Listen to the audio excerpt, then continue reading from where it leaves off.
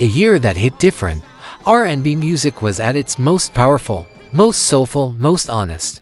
The artists making it were pouring real life into every single record. Real pain, real love, real struggle, real joy. 10 songs came out that year that meant everything. I did not know you had been hypnotized. Some of them ruled the radio for months, some of them never got the full credit they deserved, and some of them carried stories behind the music that never made it into the interviews.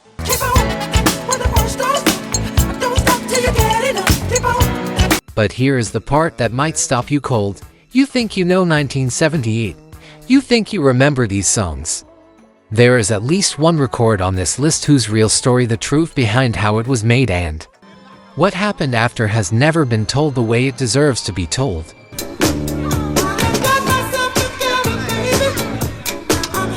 This is not a trivia game. This is 1978, the soul of it, the struggle of it, all of it. 10 songs, 1 year that changed R&B forever. How well do you really remember? Number 10, Al Green, Belle.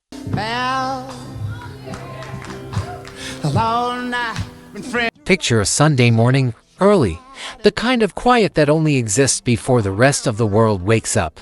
And then this voice arrives, not loud, not demanding, just there, filling the room with something that feels like it came from somewhere deeper than a recording studio. That is Al Green, that is Belle. A record that does not ask for your attention, it simply has it.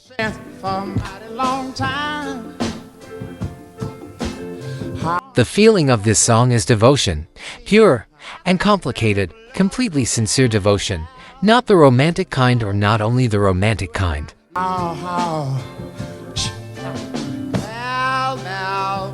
There is something spiritual running underneath the tenderness here that gives the whole record a weight that a simple love song would not carry. You feel it before you understand it. That is the gift of Al Green at his most complete.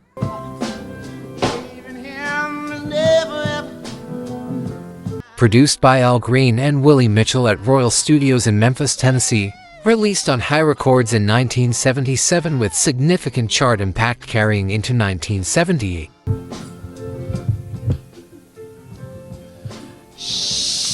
The song reached number 83 on the Billboard Hot 100 but performed substantially better on the R&B charts, where it resonated deeply with an audience that understood exactly what Al Green was doing with the space between the secular and the sacred.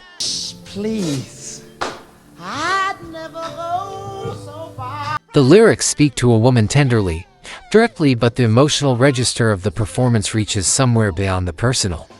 Al Green was at this point in his life navigating a genuine spiritual transformation that would eventually lead him away from secular music entirely. That tension between earthly love and divine calling is in every moment of Belle.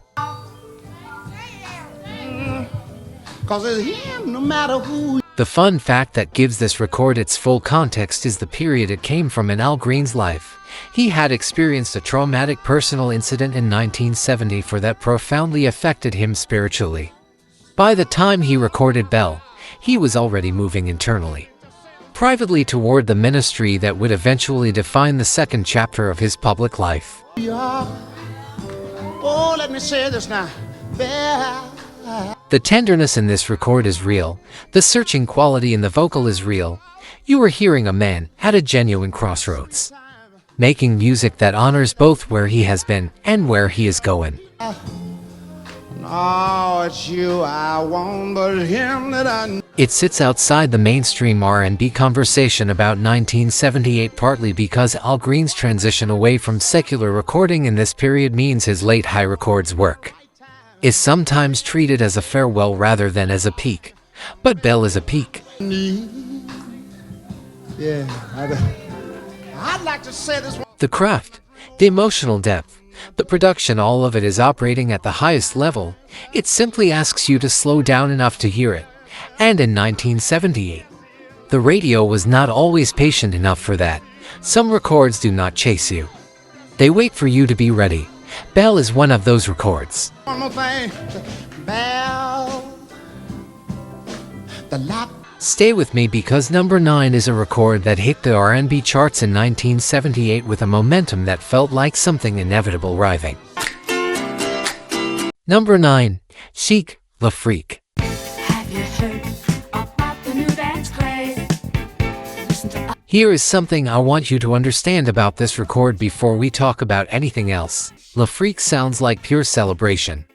It sounds like the best night you have ever had on a dance floor condensed into 4 minutes of perfect groove. And it is all of that. I'm sure you'll be amazed. Big fun to be. But it was born from rejection, from being turned away at a door, from anger. And the fact that what came out of that anger was one of the most joyful records ever made tells you everything you need to know about the creative genius of the people who made it. Had by everyone. It's up to you. Sure they can be. The groove of this record is immaculate. The guitar, that clean, precise, endlessly infectious rhythm guitar, is one of the most recognizable sounds in the history of recorded music. Young and old are doing it, I'm told. The bass moves underneath it with a precision that makes it feel effortless even though the arrangement is extraordinarily sophisticated. And when that chorus arrives, you are not choosing to move. Your body simply moves. That is the design. That is the genius. Just one try, and you too will be sold. It's called Written and produced by Nile Rodgers and Bernard Edwards. Recorded at Atlantic Studios in New York. Released on Atlantic Records in September 1978. The song reached number 1 on the Billboard Hot 100 and stayed there for 6 weeks. Freak. They're doing it night and day. Allow us. It became the best-selling single in Atlantic Records history at that time, a label that had released records by Aretha Franklin, Ray Charles, and Led Zeppelin. That context tells you exactly how significant this achievement was. Show you the way. The Chic organization Nile Rodgers and Bernard Edwards went on to become the most influential production partnership in R&B and pop music of the late 1970s and early 1980s. Their sound-shaping records by Diana Ross, Sister Sledge, and artists across genres for decades.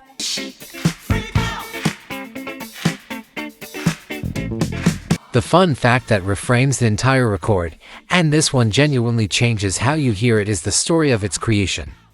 Nile Rodgers and Bernard Edwards were turned away from Studio 54 on New Year's Eve 1977 despite being on the guest list.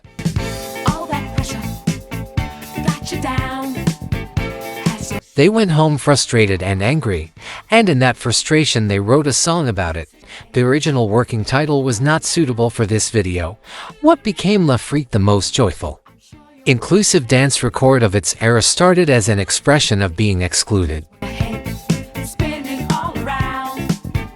Feel the rhythm. The music industry took rejection and turned it into an invitation for everyone. That is transformation. That is art. It is not forgotten. It is one of the most recognizable records ever made.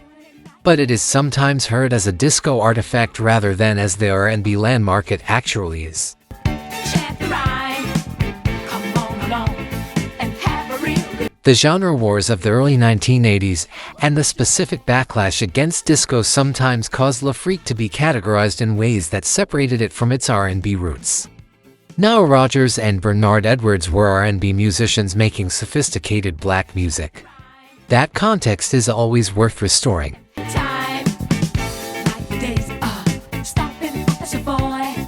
Number 8 is coming, and this one arrived in 1978 with a vocal performance that made people stop whatever they were doing and just listen. 6 minutes in, and this is just the beginning. Smash that like button right now if this is landing for you. It keeps this channel going and keeps these stories being told. If this song just hits you in that quiet place, don't let this moment be a one-time thing. Subscribe to Demo. We're building a home for real R&B and soul. The kind that heals, the kind that tells the truth. Hit subscribe and come back whenever you need a song that understands you. Every story you see here takes hours of digging, piecing together history, and bringing forgotten moments back to life. If you'd like to support that work, you can become a channel member. It's just the cost of a cup of coffee. but it helps us keep these stories alive, and for that, we're grateful.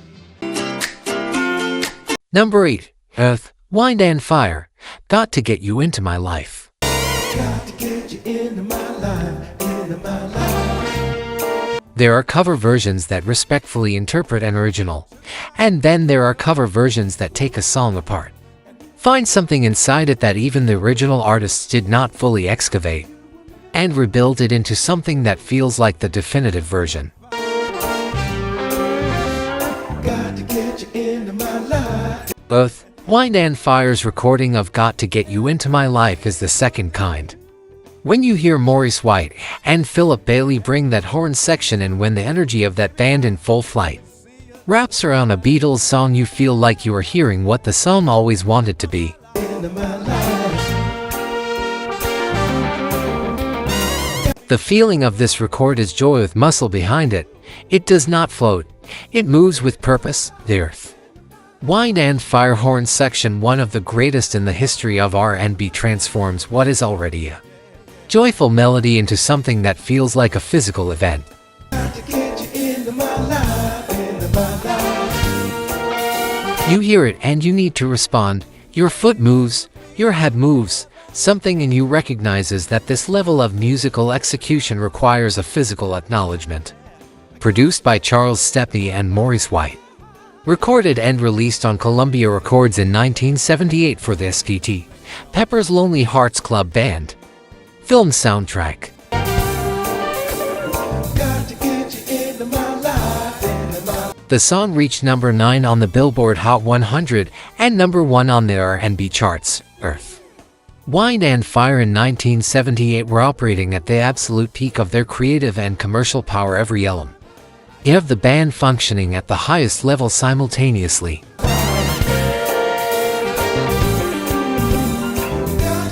The decision to record a Beatles cover was bold, the execution was masterful, the result was a record that introduced Earth, Wind and Fire to audiences who had not previously encountered them while giving their existing audience another reason to understand why this band was unlike anything else happening in music.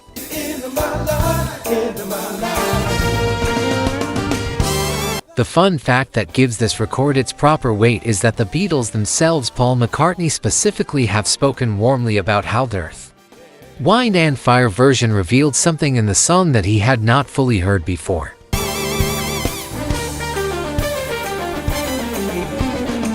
When the people who wrote a song tell you that someone else's version showed them something new about their own work, that is the highest possible compliment one musician can give another.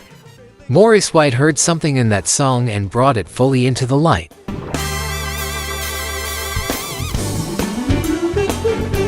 It sits slightly outside the primary Earth, Wind and Fire conversation because it is a cover version, and the band's original material is so extraordinary that the covers sometimes get treated as secondary achievements.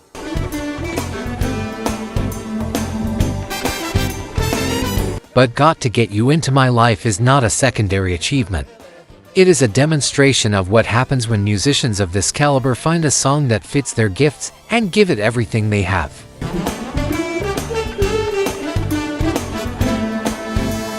Number 7, and this one is a slow jam that made an entire generation understand what it meant to truly feel a song. Number 7, Teddy Pendergrass, Close the Door. Close the door. Let me give you what you've been. Let me be direct with you about something. There are singers, and then there are singers who make you feel things you were not prepared to feel. Waiting for. Baby, I got so much. Who find something in the music that goes past your defenses before you even know they are down. Teddy Pendergrass was the second kind. And Close the Door is the record where that gift is most completely, most undeniably on display. Love to give, and I want to give it all. The feeling of this song is intimacy, pure, specific, adult intimacy. The production creates a space warm, close, unhurried, and Teddy Pendergrass fills that space with a vocal performance that sounds like he is singing for one person specifically, not a crowd, not a radio audience. You. All to you. The directness of it is almost startling, and the tenderness underneath the confidence, the genuine feeling beneath the showmanship, is what makes it something more than a seduction song. It is a vulnerability wrapped in strength. Close the door. Produced by Kenny Gamble and Leon Huff, recorded at Sigma Sound Studios in Philadelphia, released on Philadelphia International Records in 1979. The song reached #1 on the R&B chart and number 25 on the Billboard Hot 100. No need to worry no more. Teddy Pendergrass had left Harold Melvin and the Blue Notes to establish a solo career, and Close the Door was one of the early statements that proved the decision was right, that the voice that had anchored one of the great vocal groups of the 1970s was fully capable of carrying its own name above the title. Let's bring this day to a pleasant end. His concerts during this period became legendary for the intensity of the audience response, particularly from female fans, in a way that was unprecedented in R&B at the time. Girl, it's me and you now. The fun fact that gives Teddy Pendergrass's early solo career its proper context is how quickly and completely he established himself as a singular commercial and artistic force. I've waited all day long. He had 5 consecutive platinum albums as a solo artist, an achievement that placed him alongside the biggest names in the industry. Just to hold you in my arms. And he did it with records that did not compromise toward mainstream pop crossover appeal. He stayed in his lane, deep, sophisticated, adult R&B, and the audience came to him completely. And just exactly like I thought it would be. It is underrepresented in mainstream music history discussions, partly because Teddy Pendergrass's career was interrupted by the tragic accident in 1982 that left him paralyzed. Me loving you and you loving. The reassessment of his work, that would naturally have happened as his career continued, was complicated by circumstances that changed everything.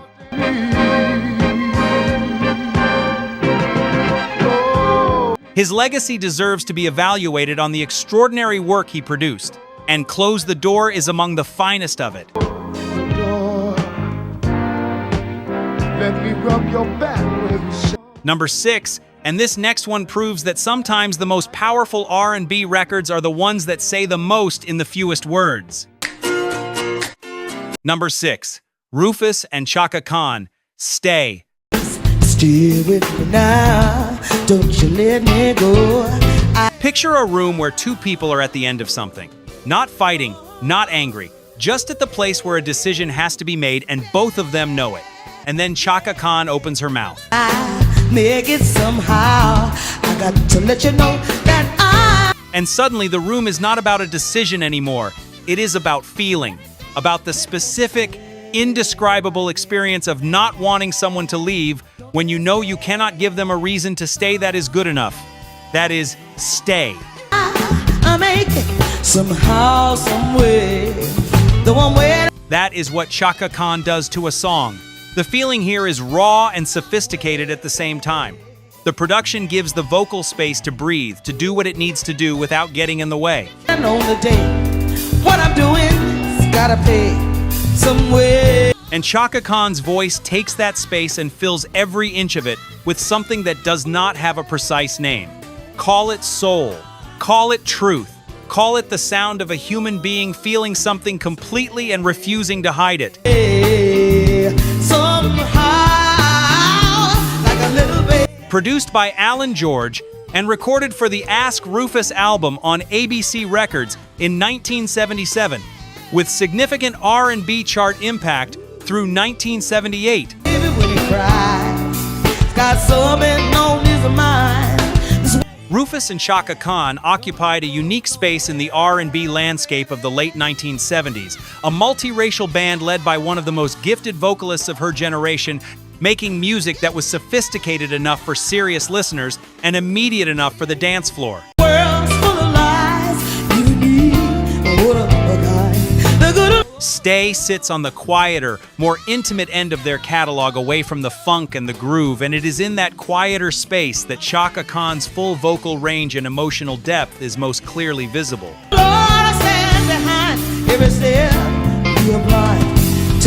The fun fact that contextualizes this record's place in Chaka Khan's career is that she was simultaneously maintaining her identity as part of Rufus while navigating the beginning stages of a solo trajectory that would eventually produce records that reached audiences far beyond the R&B world.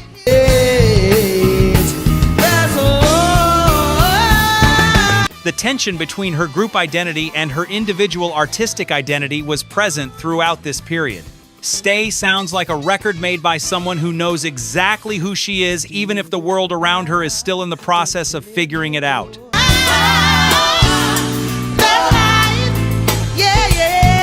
It fades from primary R&B conversations, partly because it exists in the shadow of the more obviously anthemic Rufus and Chaka Khan recordings.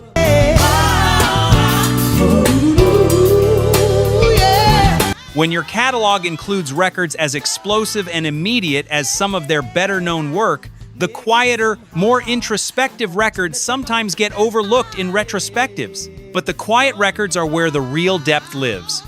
Always.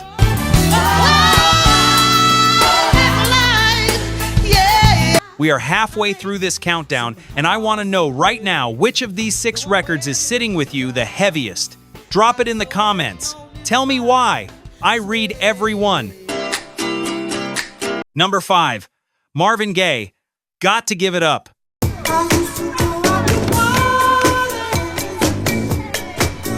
I told you at the very beginning of this video that one of these records had a story behind it that the mainstream version of history has never told properly. I want to take my time here, because this story is important, and it deserves to be handled with the care and the fairness that it has not always received.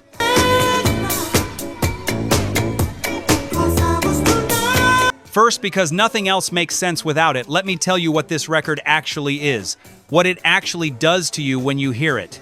Got to Give It Up is one of the most irresistible dance records ever made. The groove is so precisely constructed that it almost defies analysis. It just works, immediately.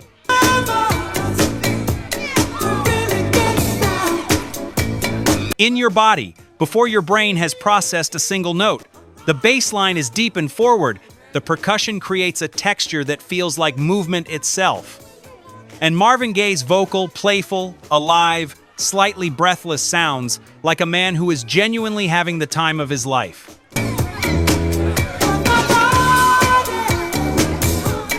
Which, in the context of where his career was at this point, is its own kind of remarkable. Produced by Marvin Gaye, released on Tamla Records in 1977, and reaching number 1 on both the Billboard Hot 100 and the R&B chart in 1977,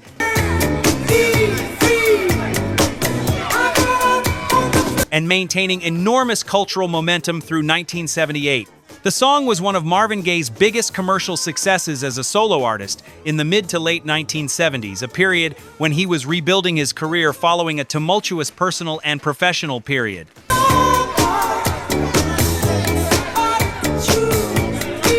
It represented, for many who loved him, a moment of return, of joy coming back to an artist whose music had often carried very heavy emotional weight. Now, here is where the story becomes one of the most discussed and most disputed in the history of popular music.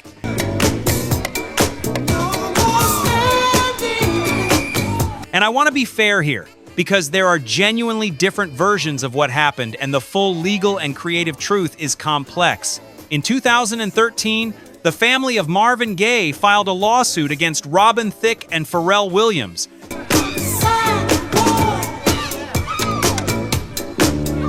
claiming that their 2013 song Blurred Lines copied elements of Got to Give It Up. In 2015, a jury found in favor of the Gaye family and awarded substantial damages. The decision was controversial within the music and legal communities.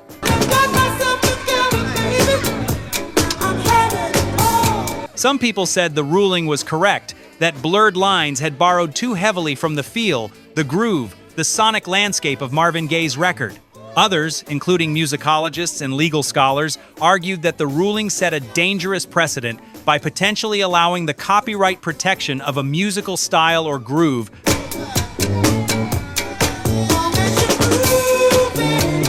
rather than specific notes and lyrics. There are different versions of the story and different expert opinions on what the ruling meant for music creation going forward. What is documented is that the case generated an enormous amount of attention and in doing so, brought Got to Give It Up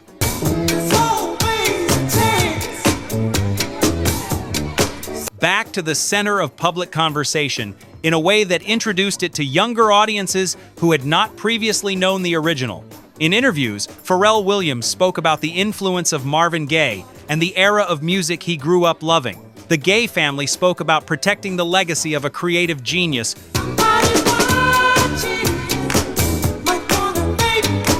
whose work deserved to be recognized and compensated when it inspired others. Both of those positions contain genuine truth. The broader effect on R&B and pop music has been significant. The ruling changed how producers and songwriters approach the question of influence and homage.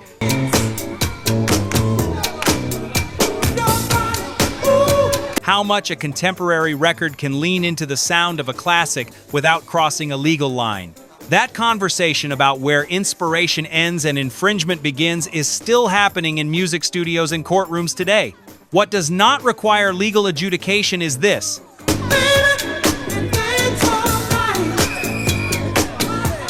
Got to Give It Up is a masterpiece. It is Marvin Gaye finding joy in a period of his life when joy was not always easy to find. It is a groove so pure that it inspired a generation of musicians who came after him. And the fact that it is still being discussed, still being litigated,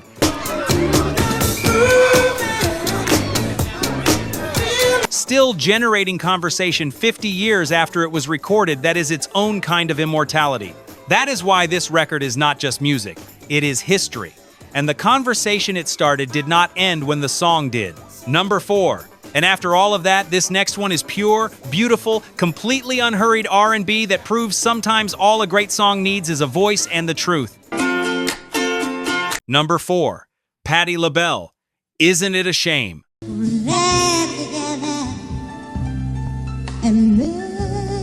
There are voices that sing songs, and then there are voices that inhabit them, that move inside them and change them from the inside out. Patti LaBelle has always been the second kind, and Isn't It a Shame is one of the records where you feel that quality most completely, where the song and the voice are so perfectly matched that you cannot imagine either existing without the other.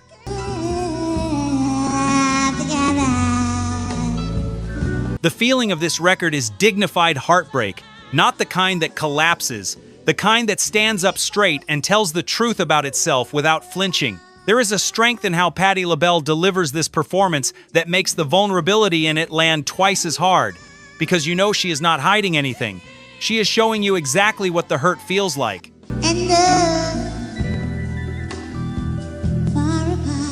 And she is doing it with complete control and complete openness simultaneously. Produced by David Rubinson, released on Epic Records in 1978. The song demonstrated something important about Patti LaBelle's solo transition following the dissolution of LaBelle, the groundbreaking trio that had pushed the boundaries of R&B and funk.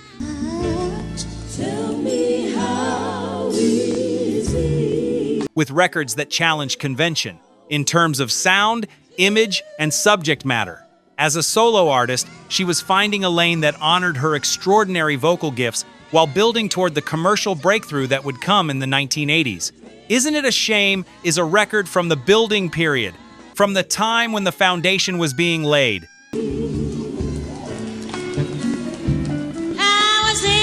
The fun fact that gives Patti LaBelle's trajectory its proper context is that the commercial peak that she eventually reached, represented by records that became genuine crossover phenomena, was built on years of artistic development and creative risk-taking that predated the mainstream recognition. The artists who endure longest are usually the ones who spent time in the building phase without rushing it.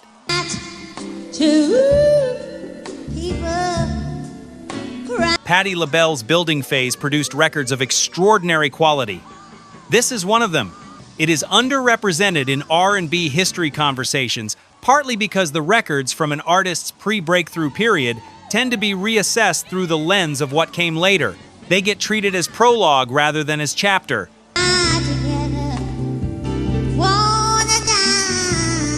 But Isn't It a Shame is not a prologue. It is a complete statement from a complete artist. The breakthrough that followed validated it. The record validated itself. Number 3, and this one is going to take you somewhere very specific. A particular feeling at a particular time that only certain records can access. Number 3, Barry White. It's Ecstasy When You Lay Down Next to Me. When we met, it wasn't quite clear to me. I want to ask you something personal. Do you remember the first time you heard a Barry White record and really understood what it was doing? Not just enjoyed it, understood it. That moment when you realized this was not just music, this was an atmosphere being created. A specific, intentional, completely constructed emotional environment that you were being invited to step inside. You had a store, was there for only me. It's Ecstasy When You Lay Down Next to Me is that realization in record form. The production on this record is architecture. Every element has a purpose and a place. The strings arrive exactly when they need to. The bass sits exactly where it belongs. And that voice, that extraordinary, one-of-a-kind instrument, presides over all of it. You know you took me by surprise. With the authority of someone who knows exactly what effect they are creating and is not remotely apologetic about creating it. Barry White understood desire as a musical subject better than almost anyone who has ever recorded. Produced by Barry White, recorded at the Whitney Studios in Glendale, California, released on 20th Century Fox Records in 1977 with major R&B chart presence through 1978. I saw that message in your eye. There you were.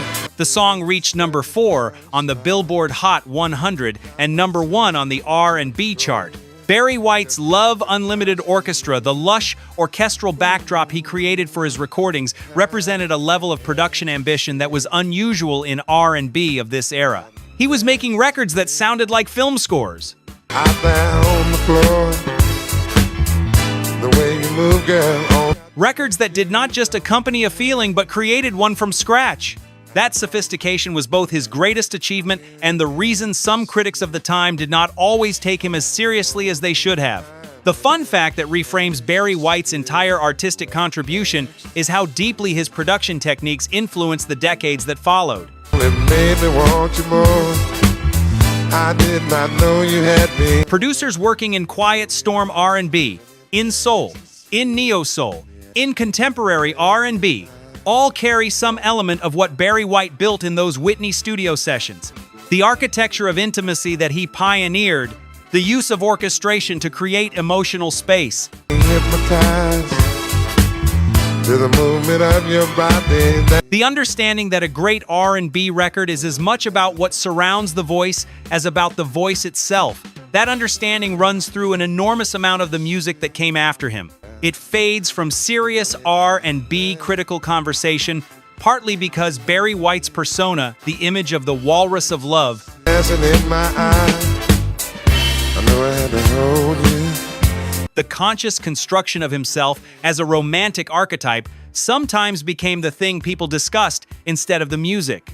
The surface was so present that the craft underneath it did not always receive its proper examination. And make you mine. Don't want to control you, just have it. But the craft is there. Extraordinary craft, applied with complete intentionality. 2 left, and number 2 is the kind of record that people play at every stage of life and find something different in it each time. Number 2, Smokey Robinson, Cruisin'.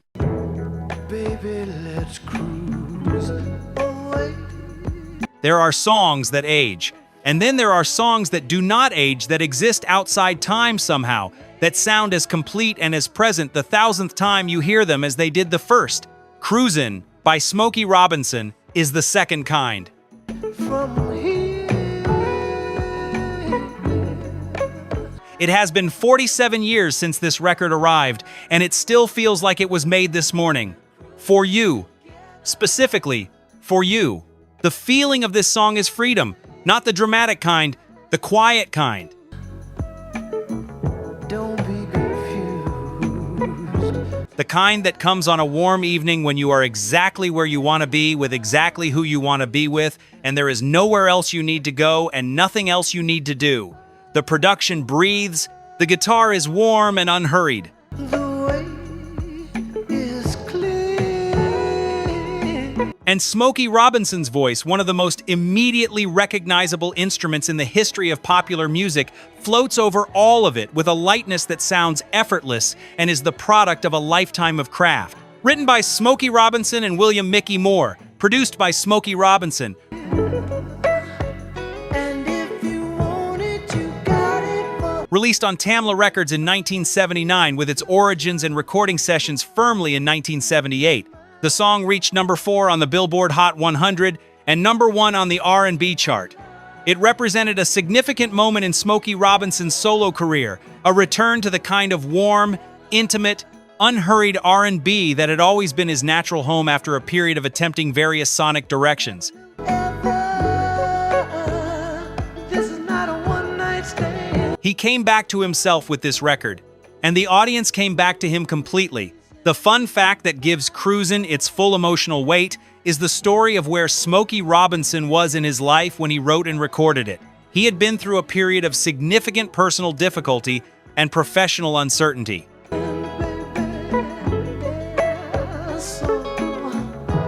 The piece that Cruisin' communicates that specific, hard-won, deeply felt sense of ease was not a performance. It was a reflection of someone who had come through something and arrived on the other side. The best records are always honest. This one is completely honest. Let the music take your mind. It is sometimes treated as a pleasant, comfortable classic, rather than as the achievement it actually is. Cruisin' makes what is extraordinarily difficult, the creation of a feeling of complete ease through music, look simple. That simplicity is the illusion. The craft behind it is immense. Smokey Robinson spent 30 years learning how to make a record sound this effortless. Just release and you will find. Every one of those years is in this song. And now, number 1. The 1978 R&B record that more than any other on this list captured everything the year felt like. The sophistication, the soul, the depth, and the beauty of black music at its most complete. If this song just hit you in that quiet place, don't let this moment be a one-time thing. Subscribe to Demo. We're building a home for real R&B and soul. The kind that heals, the kind that tells the truth. Hit subscribe and come back whenever you need a song that understands you. Every story you see here takes hours of digging, piecing together history and bringing forgotten moments back to life. If you'd like to support that work, you can become a channel member. It's just the cost of a cup of coffee, but it helps us keep these stories alive, and for that, we're grateful. Number 1. Michael Jackson, Don't Stop Till You Get Enough.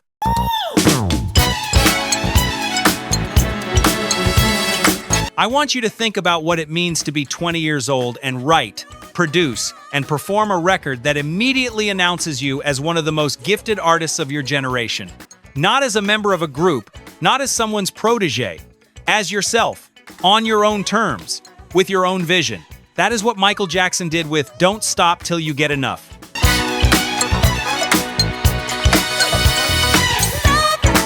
And the music industry and the world was never quite the same after it.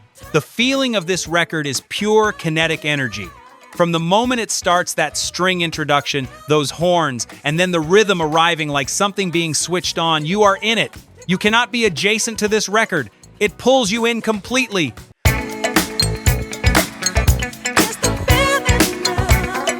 The production is layered and precise and simultaneously sounds like it is happening in real time, like the band is in the room with you.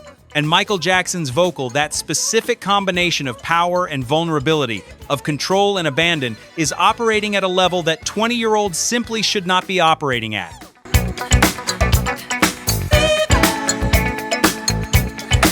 Written and co-produced by Michael Jackson, produced with Quincy Jones, recorded at Alan Zent's recording in Hollywood, released on Epic Records in July 1979 as the lead single from the Off the Wall album. The song reached #1 on both the Billboard Hot 100 and the R&B chart.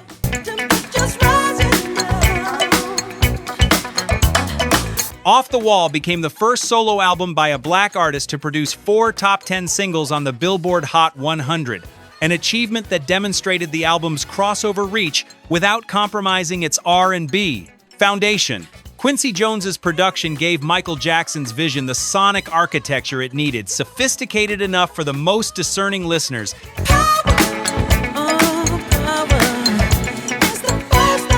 immediate enough for every dance floor in the world simultaneously. The fun fact that makes this record's creation almost impossible to fully comprehend is that Don't Stop Till You Get Enough was the first song Michael Jackson ever produced. Not the first hit, the first production credit.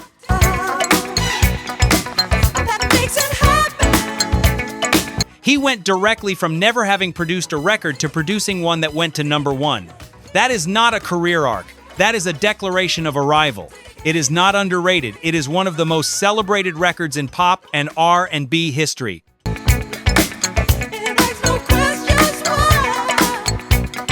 But it is sometimes absorbed into the larger Michael Jackson mythology in a way that flattens what it actually represents as a specific achievement. This was a young man stepping out from behind a group identity, from behind the production structures that had shaped his career since childhood,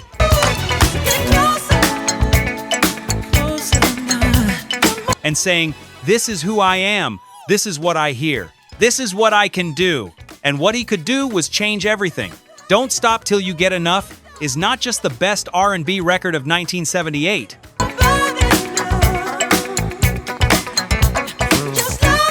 It is the sound of a 20-year-old understanding his own genius and deciding completely, without hesitation, to share it with the world. That decision changed music.